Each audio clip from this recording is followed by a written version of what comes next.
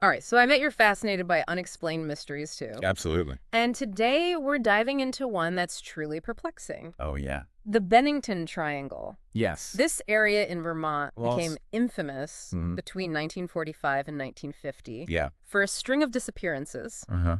each one seemingly more baffling than the last. It's true. We'll be looking at 3 specific cases today, and let me tell you, Okay. they get progressively stranger. What makes the Bennington Triangle so captivating Yeah. is that these vanishings didn't happen in some remote, desolate wilderness. Right. We're talking about people disappearing from established hiking trails, Mhm. even a busy bus route. Yeah. It's that jarring contrast between the ordinary settings Right. and the extraordinary events that really draws you in. Exactly. Yeah. The first case we'll unpack is Mitty Rivers. Okay. Back in 1945. All right. He was a seasoned guide, incredibly familiar with the area, Right. but while leading a hunting group, he simply vanished. Rivers' case immediately throws a wrench into typical explanations Sure. for disappearances in the wilderness. Yeah. Sudden illness, Yeah. disorientation. Uh-huh.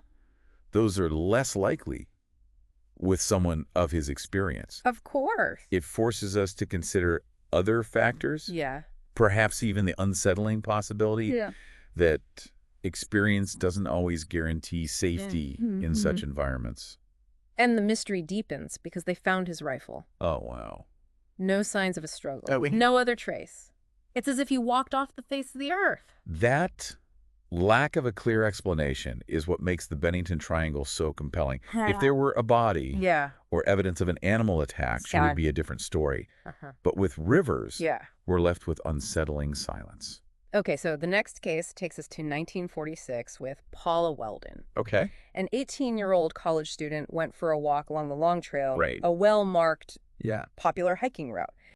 Multiple people saw her on the trail, Wow. but Yeah. then, poof, Yeah. she was gone. Weldon's case adds another layer of intrigue because she was on a well-traveled path, Right. seen by others. Yeah. It's almost as if she was plucked out of existence, I know. and her footprints just abruptly stop. Search and rescue teams at the time would have employed techniques like grid searches, aerial reconnaissance, Yeah. even tracking dogs. Wow. But none of these methods yielded any results, further emphasizing the unusual nature of her disappearance. You know, with a case like this, Yeah. you start to wonder about the psychological aspect. Right. Could all those witnesses have been mistaken? Well, Is it possible for collective memory to be that unreliable? it's a valid question. Yeah. But the consistency of the witness accounts in Weldon's case, Okay. combined with the abrupt end to her footprints, Right. makes it highly unlikely that they were all simply mistaken. These details are what make the Bennington Triangle cases so captivating. I know. The seemingly impossible nature of the events. All right, buckle up, because the third case, James Yeah. Tedford in 1950, All right. is where things take a truly bizarre turn. Okay. This man vanished from a moving bus. If we connect this to the other disappearances, Yeah. we see this strange pattern in the Bennington Triangle, vanishings in vastly different contexts with no immediately apparent common thread. Right. This randomness makes it extremely difficult to pinpoint a plausible explanation. Sure. If there were a consistent pattern, Yeah. we might be able to narrow down the possibilities. Of course. But in the Bennington Triangle, Yeah. it seems as if logic itself has gone missing. Tedford was on a bus heading to Bennington. Right. Witnesses confirm he was on board, Mhm. sitting there minding his own business. And Yeah. then at the final stop, he's just gone. And it wasn't as if he slipped off unnoticed at a previous stop. Witnesses placed him on the bus very close to the destination. His belongings were still there. Jeez. It truly is as if he dematerialized. So we have a seasoned hiker, Yeah. a college student on a popular trail, Right? and a man vanishing from a moving bus. Uh-huh.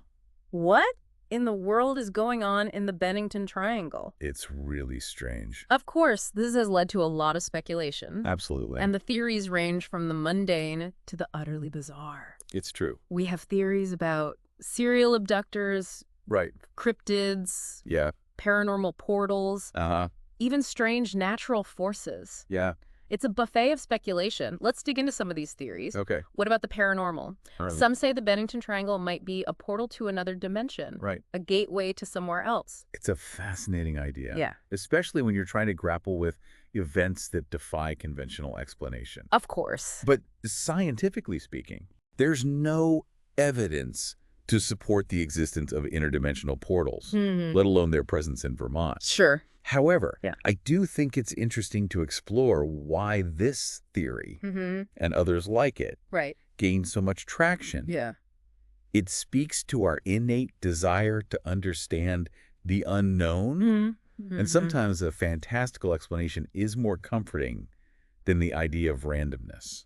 Okay, so maybe not portals, but what about cryptids? Okay, Could some unknown creature be lurking in those woods, Right. snatching people up? it's certainly a popular theory, Yeah. particularly in regions with strong folklore traditions. Uh-huh. The human mind naturally seeks patterns and explanations. Right.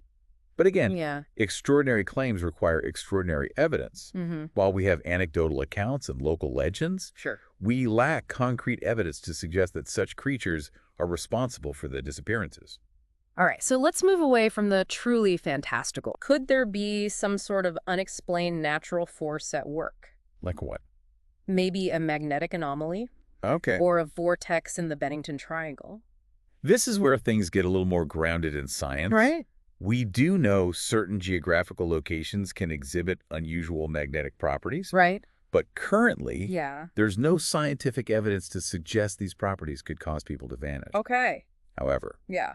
I think this theory highlights a key aspect of the Bennington Triangle mystery, What's that? the limitations of our current understanding. Mm-hmm. We might simply not have the scientific tools or knowledge yet to explain what happened. So are we saying that all these theories are just a bunch of hooey? Wow. Is there any explanation that holds water? Not necessarily. Okay. While we haven't found a definitive answer yet, Right. that doesn't mean we should dismiss all theories outright. Okay. It simply means we need to keep an open mind, Yeah. examine the evidence carefully, Mm-hmm. and perhaps explore new avenues of investigation. Well, I definitely have a lot to think about. Me too. But for now, Yeah. the Bennington Triangle remains an enigma, a Yeah. place where people vanish without a trace, leaving us with more questions than answers. It's true. And it's not just the lack of evidence that's intriguing. Right. It's the variety of disappearances. Yeah. We're not looking at a specific type of person Uh-huh. or a single set of circumstances. Okay. It's almost random, Right. which adds another layer of complexity to the mystery. And speaking of the seemingly random, Yeah. what about some of the less conventional theories Like what? that have popped up over the years? Things like ancient curses, Right. alien abductions, Uh-huh. the truly out there stuff. Ah, yes, those more speculative theories. Right. They often emerge when conventional explanations fail to satisfy our curiosity. Sure. The human mind Yeah. craves patterns and connections. Mhm. And when faced with the unexplained, Yeah, it's easy to let the imagination run wild. that's true. It's almost a way of trying to regain a sense of control Right. over something that feels inherently uncontrollable. So Yeah. tell me, what are some of the wilder theories you've come across in your research? Well, one that's circulated for years is the idea that the Bennington Triangle sits on a Native American burial ground. Okay. The theory suggests that the disappearances are the result of ancient curses Right. or vengeful spirits protecting their sacred land. Well, that theory certainly plays into the spooky factor. It does. I can see how it would take hold in a place like the Bennington Triangle, Uh-huh. with its long history and connection to the land. Exactly. These theories often tap into our cultural anxieties and beliefs about the unknown. Right. They provide a narrative, a Mhm. way to make sense of the inexplicable, Yeah. even if that narrative has more to do with our own fears and cultural background Right. than with any actual evidence. But what about alien abductions? I mean, Yeah. people vanishing into thin air. Right. It sounds like something straight out of science fiction. It does, doesn't it? Yeah. The alien abduction theory has always been a popular one Mhm. when it comes to unexplained disappearances. Sure. And the Bennington Triangle, Yeah. with its air of mystery and lack of concrete evidence, Right. certainly lends itself to such speculation. Is there anything to support this theory? Well, Or is it pure speculation? as with most paranormal theories, Okay. the evidence is largely anecdotal. Mm-hmm. There have been reports of strange lights in the sky and unusual animal behavior in the area, but nothing that definitively points to extraterrestrial involvement. I see. These anecdotal accounts are often intriguing, Yeah. but it's important to remember that human perception is incredibly fallible. Right. What one person perceives as a strange light Uh-huh. could be something completely mundane to someone else. It seems like we're back to square one. Yeah. Lots of theories, Mm-hmm. but no concrete answers. Do you think the Bennington Triangle will forever remain an unsolved mystery? That's the allure of the unknown, isn't it? Yeah. It keeps us searching, Right. questioning, Mm-hmm. pushing the boundaries of our understanding. It's interesting. What is it? Despite the unsettling nature of these disappearances, Mm-hmm. there's something almost captivating about the Bennington Triangle. I agree. Yeah. It sparks our curiosity, ignites our imagination, Right. and reminds us that there are still mysteries in the world that defy easy explanation. Right. Perhaps that's why this particular location continues to fascinate us, Yeah. even after all these years. Well said. Thank you. But I can't help but wonder, Okay. if you were leading an investigation into the Bennington Triangle, Right. where would you even begin? That's a great question. Yeah. If I were approaching these cases with a fresh perspective, Okay. I'd focus on identifying any commonalities, however subtle they might be. What do you mean? Instead of getting lost in the sensationalism of each individual disappearance, Right. So. I'd try to identify any shared factors. Okay. Were there any specific weather patterns, Hmm. geological features, Okay. or even historical events that coincided with the vanishings? Right. It's about looking for a pattern in these seemingly random... Yeah. So you'd be searching for a hidden connection, Yeah. something that links these seemingly disparate events? And I'd also delve into the psychology of the cases. Okay. What were the mental states of the individuals before they disappeared? Right. Were there any premonitions, Interesting. unusual behaviors, or patterns of thought that might offer a clue? Sure. While this is a very difficult area to explore concretely, it could potentially offer insights. It sounds like you're piecing together a puzzle. In a way, yes. Searching for those missing pieces that will finally reveal the bigger picture. The Bennington Triangle is a complex puzzle. Right. And while we may never have all the pieces, Yeah. that shouldn't stop us from looking for answers. Sure. And perhaps the process of searching itself yields valuable insights, even if we never fully solve the mystery. This deep dive into the Bennington Triangle has certainly given me a lot to think about. Me too. It's unsettling, Yeah. captivating, and thought-provoking all at the same time. It's true. So we've been unpacking all these mysteries of the Bennington Triangle, Wow. exploring a range of theories from the mundane to the truly outlandish. Yeah. But, it's important to remember that behind these strange events are real people, Absolutely. leaving behind families and communities Right. grappling with the unknown. You're absolutely right. Yeah. The human impact of these disappearances Yeah. can't be overstated. Right. Imagine Yeah. living in a community where people simply vanish without a trace. Right. The psychological toll, Oh, yeah. the fear and uncertainty would be immense. For sure. It would completely change the way people interact with their environment and with each other. I imagine it would be like living under a constant shadow, Uh-huh. never quite feeling safe or secure. Right. Do we know how these events affected the communities surrounding the Bennington Triangle? There's definitely a sense of unease that lingers. Really? It's become part of the local folklore, Okay. a cautionary tale, Yeah. woven into the fabric of the community. Mm-hmm. Some residents might avoid certain areas, Sure.